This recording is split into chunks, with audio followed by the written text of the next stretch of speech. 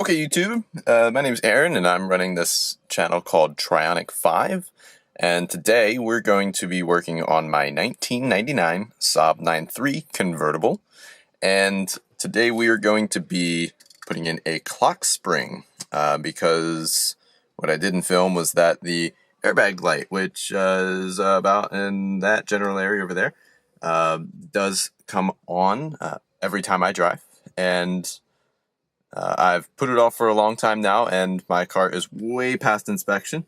As you can see on there, February of 2018, and it is now, June.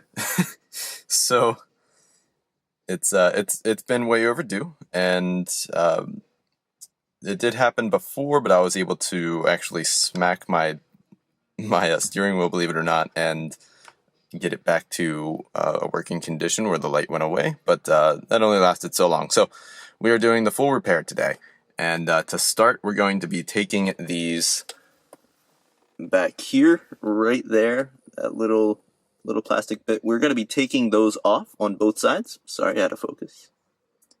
And because behind there are some T30 screws, and for that I have a T30 screwdriver, and we'll be able to take that out. Now, I have the key here in the on position. As you can see, there's nothing on the dash, though, because the car is unplugged from the battery, and it's been in this state for about 10 minutes now, and I've just let everything discharge. I've even tried to put it in the start position a couple of times just to make sure that everything is discharged, turn on all the lights I can, headlights and things like such. But it should be good to go, but you do want to make sure you do that just to make sure that your airbag does not deploy unintentionally. So at this point, I'm going to take those T30 screws out. Okay, so what I have done is taken those screws out, as you can see right there.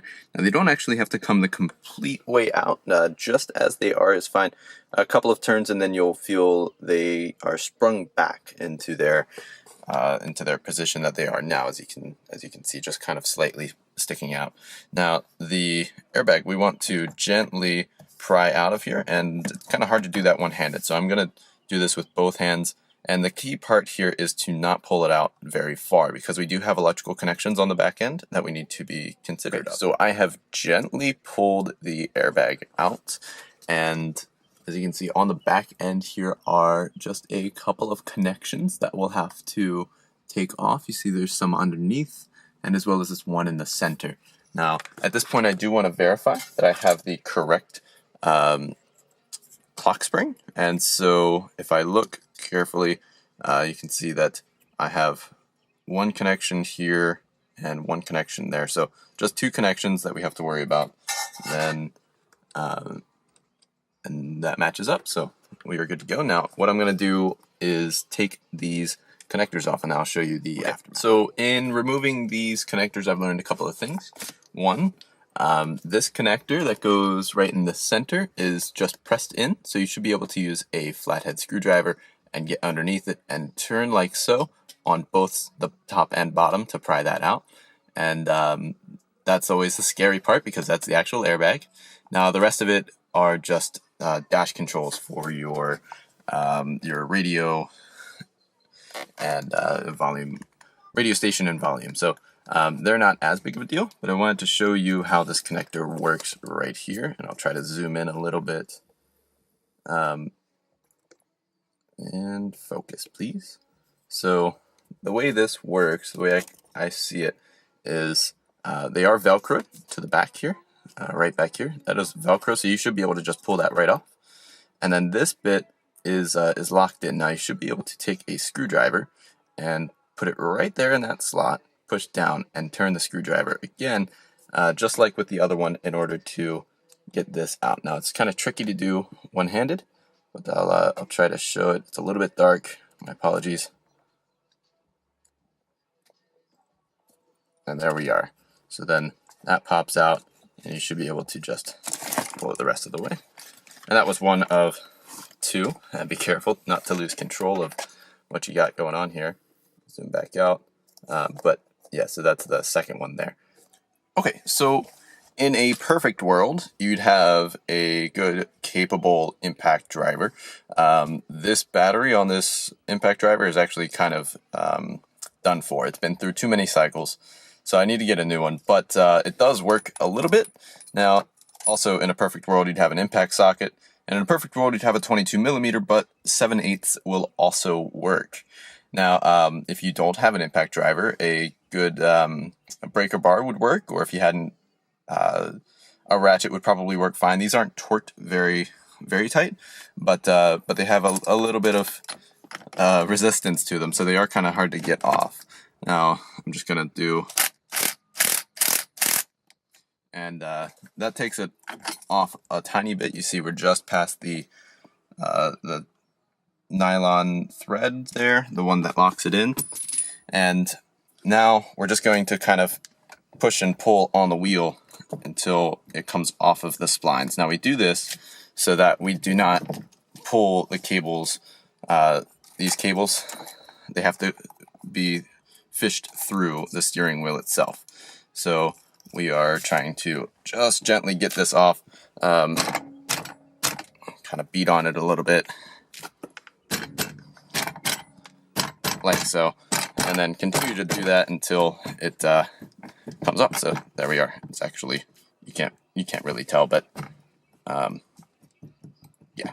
So mine is now off the splines of the steering column. So we're just gonna continue to take this nut the rest of the way off, and then we'll take the wheel. And now that I got the nut the rest of the way off, which was actually really easy, we are able to take this bracket off here, which is kind of part of our restriction because it's snagging on the one. There we go. You kind of have to give it a little turn to get it out of there.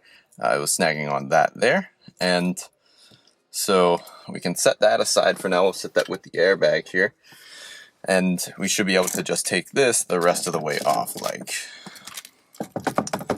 hard to do one-handed, of course, but not impossible. There we go. It's one of them and two of them. So now our steering wheel is off to the side, and we have exposed the clock spring. Okay, so this is the part where I had to do some digging around on the internet to try to figure out what I was going to do, because I don't want to tackle a project like this unless I know exactly how to do it. And also, if I have to unplug my battery, it resets my SRAM and my ECU, and I have to do some tuning, but that's because I'm stage 4 plus, and that different story. Most of you don't have to worry about that, but in this case, it's kind of inconvenient if I don't know, which is why I'm making the video, so that it's convenient for the rest of you. Now, this here is either a T25 or a T20, I don't actually know, but we're just going to take these out, and then once we get those off, this should separate, and then we'll come back. I did get it apart. Now, I guess something I didn't mention earlier is that you're going to want to pull your steering wheel all the way out. That way you have the most access to these plastic pieces here. Now, as you can see, these have tabs on the side, and also this bottom piece has a screw on the bottom that I found out about. Now, these tabs on the side are going to force you to mar up your steering column cover, just like that there. I don't know if you can see that at all, or if that's just too out of focus, but it may mar it up like that. Now, unless you use a plastic tool. If you use a plastic tool like a smart man would, or woman, then you could avoid this marring. But I'm not one of those people, so we'll deal with it. It's fine. But now we have access to this screw here and this screw here, which we're going to take out now with the same size Torx as what was on the front and underneath. And I'm going to do that now, and then we'll come back. Okay, so I've gotten both of those screws out, and luckily they are the same exact screw as all the rest of them, so you can keep them all in one pile. And you don't have to worry about it at all.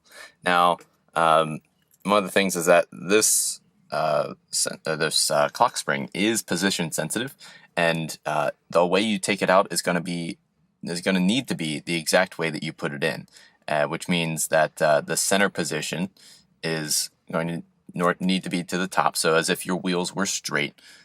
When you take the steering wheel off, you want your wheels straight, as it says on there, but you probably can't read that.